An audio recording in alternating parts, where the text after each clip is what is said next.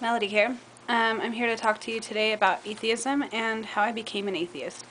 I was a Christian for 15 years, the last 5 being when I was the strongest in my faith and in serving God. I was involved in any ministry I could get my hands on. Regular Sunday worship, sometimes twice a day.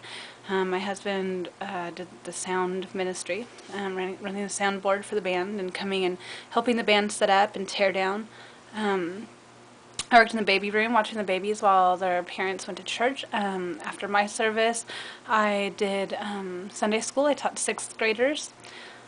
I also went to Bible study and women's Bible study and went on women's retreats. My husband went on men's retreats. We went to marriage retreats.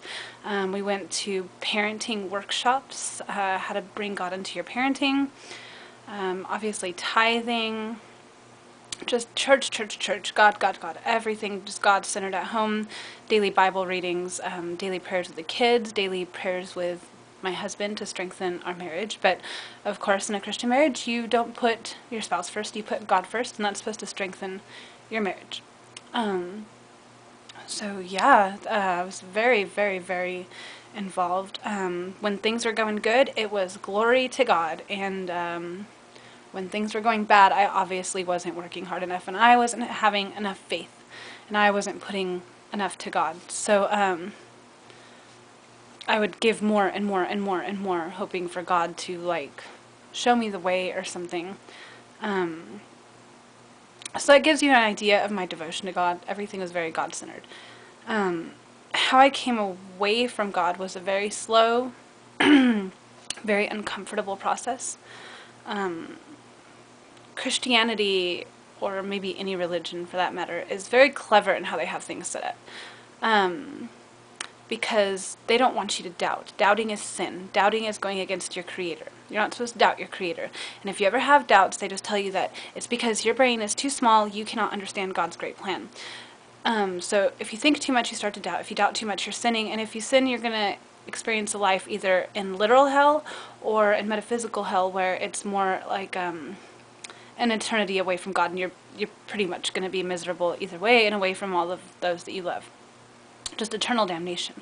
So you've shut off that part of your brain that lets you think, that lets you process information and compare and stuff. You know, it's that normal thinking logical tool. You're supposed to shut that off. It's very clever. It's like very unique kind of brainwashing.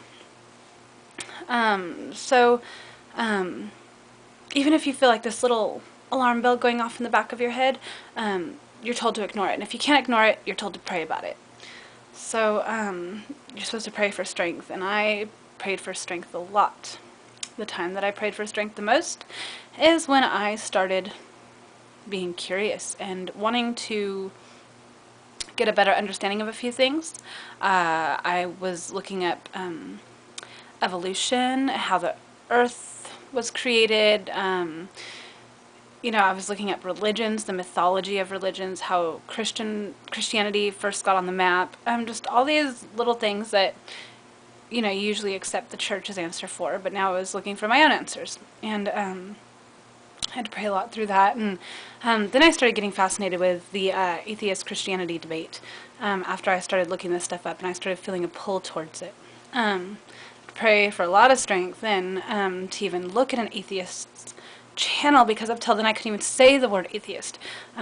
It represented Satan and sin and evil, and I've been doing all these things that I listed earlier at the church and in my life, that I was trying to build this relationship with God. I was moving up the ladder, and I didn't need these sinners to bring me down. You know, stay away from that. And then I slowly kind of started coming around to the fact that, wow, this thing that I believed literally might just be mythology that was used to explain how light and darkness, you know, night, day, the sun, the moon, life, death, seasons, something that was used before science to explain these phenomenon that we didn't have any way to explain. That's what this stuff is. That's what I learned. That's how I felt. That's how I feel now. That was a really hard moment to admit to myself that that's how I felt. It was a long, long process. then I started thinking, okay, so what do I tell my husband? What do I tell my friends, my kids, my family? What do I tell the people that I've been trying to convert, right? What do you even say? You just gotta keep quiet and keep Christian and don't talk about it. So I couldn't open that can of worms, but eventually I started talking to my husband about it. Kind of like little slow things, like, what do you think about this? And what do you think about that? And what's your opinion on this? And we started to have a lot of talks, read a lot of things together, watch a lot of videos together. And over a period of time, we slowly phased out of our belief of God. It was very slow, over about a year process. We stopped going to church, stopped going to all of our ministries, stopped doing all that stuff. My daughter was 2 at the time. Didn't really have to talk to her. She didn't really understand what was going on. Had a small talk with my son about how he could continue believing in this if he wanted to, but mommy and daddy, don't believe that God is a real person, and it's just maybe like an imaginary friend type situation. Kind of explained it to him like that, and that if he wanted to continue going to church, by all means he could. So we went through this transition about 3 years ago, and it wasn't until about 1.5 years ago that I started calling myself an atheist. At first, I just called myself an agnostic, and then I called myself, well, at first I said, I just don't know where I am in my faith right now. I'm just working some things out. And then I said I was agnostic, and then I said that I was an anti-theist, and then I finally just came out and said it. I'm an atheist. Very hard first words for somebody who used to be a Christian. Still haven't talked to a lot of family about it. My mother-in-law is somebody that we haven't discussed this with her. She knows, because my son tattled on us, that we don't go to church anymore and we don't believe in God anymore, and she's been trying her hardest to convert my kids.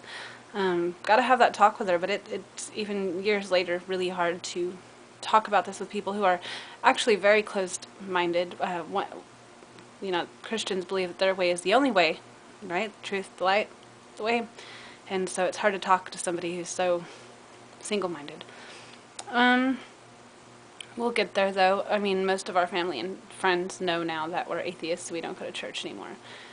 So, yeah, that's how I became an atheist.